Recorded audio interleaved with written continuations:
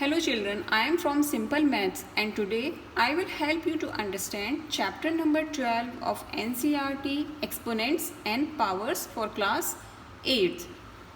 ये चैप्टर आपने अपनी क्लास 7th में भी पढ़ा है. क्लास 7th में आपने एक्सपोनेंट्स एंड पावर्स पढ़ा है. इसमें कुछ नया है तो नया बाद में समझेंगे. पहले हम समझते हैं कि हमने पिछली क्लास में पढ़ा क्या था. अगर कोई नंबर ऐसे लिखा हुआ है तो क्या आप उसको पढ़ सकते हो? क्या आप रीड कर सकते हो इसको कि इसको कैसे पढ़ा जाएगा?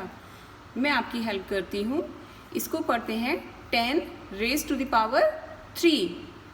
10 raise to the power 3 where this 10 is a base and this 3 is an exponent.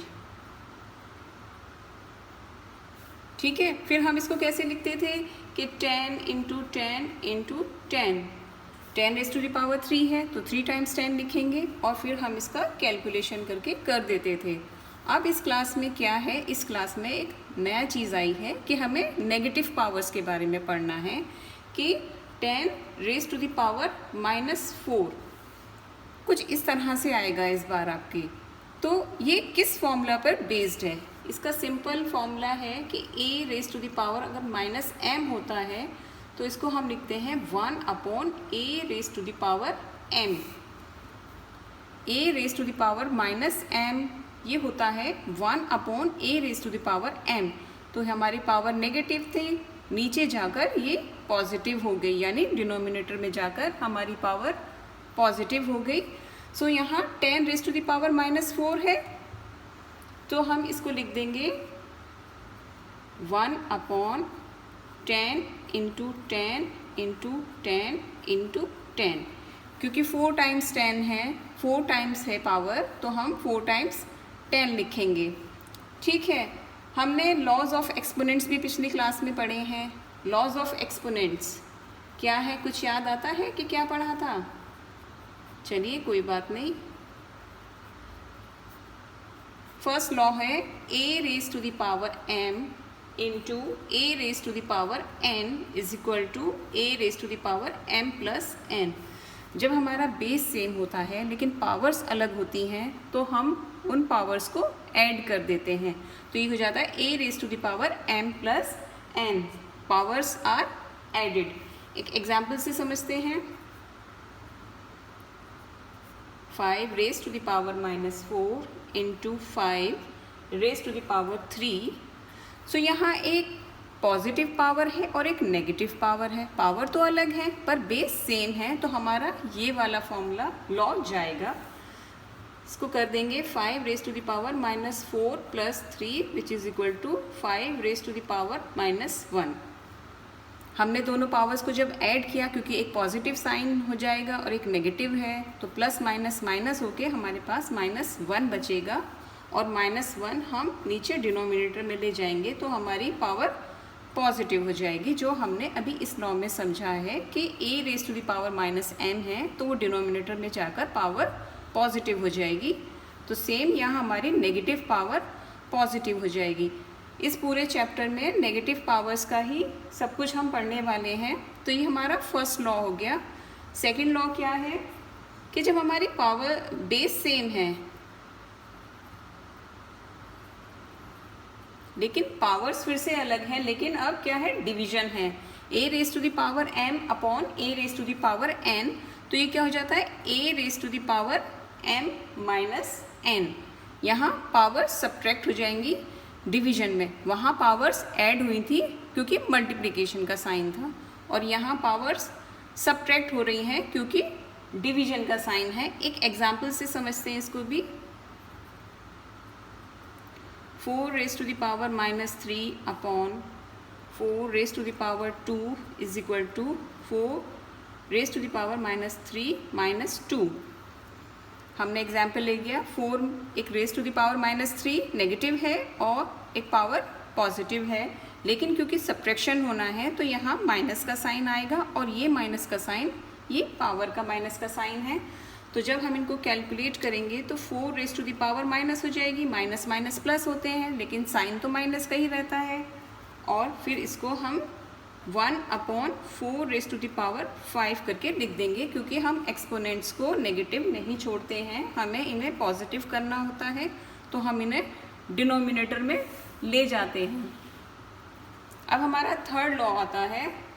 Third law क्या है कि पावर के भी ऊपर पावर है,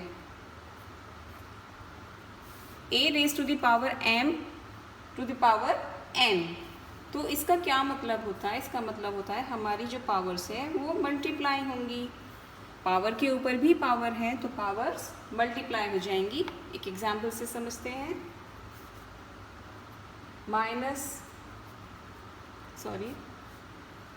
seven raise to the power -2 the power 3। Power on power, 7 raise to the power -2 की whole power 3। सो हम इसको मल्टीप्लाई करते हैं पावर्स को। -2 × 3 that is equal to 7 raise to the power -6 is equal to 1/7 raise to the power 6। ठीक है, clear है। हमारे पावर की भी ऊपर पावर थी तो पावर्स मल्टीप्लाई हो गई। 3 2 6 होते हैं, साइन नेगेटिव का ही रहेगा और नीचे डिनोमिनेटर में जाकर ये पॉजिटिव हो गया। अब फोर्थ लॉ पढ़ते हैं। फोर्थ लॉ है कि हमारा बेस अलग है, तो हम उसको क्या कर देते हैं? होल पावर कर देते हैं। यहाँ a raise to the power m b raise to the power m is equal to a b की होल पावर m, तो होल पावर कर देते हैं। एक एग्जाम्पल से इसको भी समझते हैं। आपके माइनस का नंबर लेते हैं कि ऊपर -4 की पावर है इंटू 3 पर भी -4 की पावर है, तो बेस अलग है और पावर डिफरेंट है, तो ये हमारा कौन सा लॉ जाएगा? ये वाला लॉ जाएगा, a b की होल पावर m। तो इनकी होल पावर कर लेते हैं। -2 × 3 की होल पावर -4, तो ये हो जाएगा 3 2s are 6 और पावर नेगेटिव।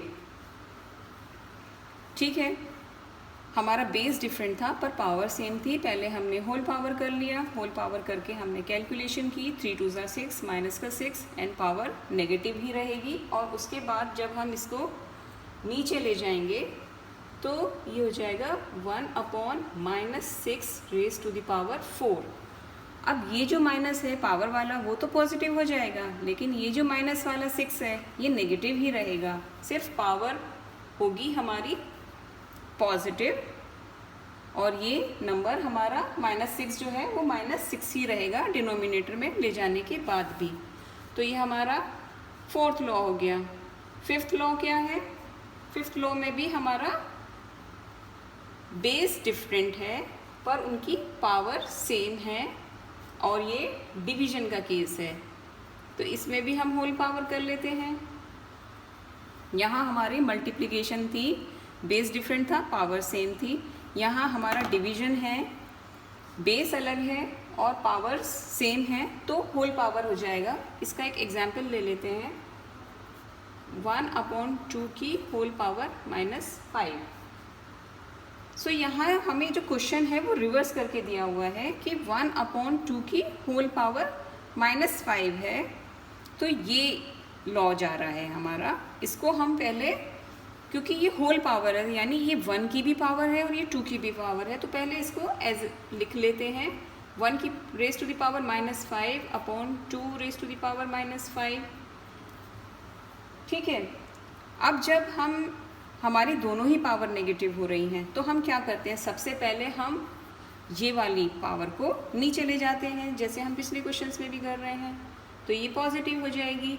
अब ये 2 रेज़ टू द पावर -5 ये क्योंकि नीचे है, अब इसको क्या करेंगे? इसको क्या ये करेंगे कि इसको ऊपर ले जाएंगे और इसको भी पॉजिटिव कर देंगे, क्योंकि ये सब चीज़ें हमने पहले भी पढ़ी हुई हैं फ्रैक्शंस वाले चैप्टर में कि किस तरीके से इसको करते हैं। ये हमारा नीचे यानी एक तरीके से हमने इसका रेसिप्रोकल कर दिया और हमारी दोनों ही नेगेटिव पावर्स पॉजिटिव हो गई, दोनों ही नेगेटिव साइन ख़त्म हो गए।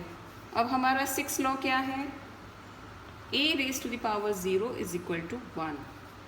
It means अगर कोई नंबर है 10, उस पर 0 पावर है तो उसका मतलब 1 होगा, 10 नहीं होगा, 10 नहीं होगा, सिर्फ 1 होगा। 10 रेज़ टू द पावर 0 का मतलब 1 होता है। तो ये मैंने बहुत ही ब्रीफली आपको all 6 laws of exponents explain कर दिए हैं, और मैं उम्मीद करती हूँ कि आपको मेरा ये वीडियो पसंद आया होगा। अगर आपको ये वीडियो मेरा पसंद आया है तो इसे लाइक और सब्सक्राइब करना मत भूलना। Thank you so much for watching my channel. I am from Simple Maths, and please subscribe my channel Simple Maths. Thank you very much.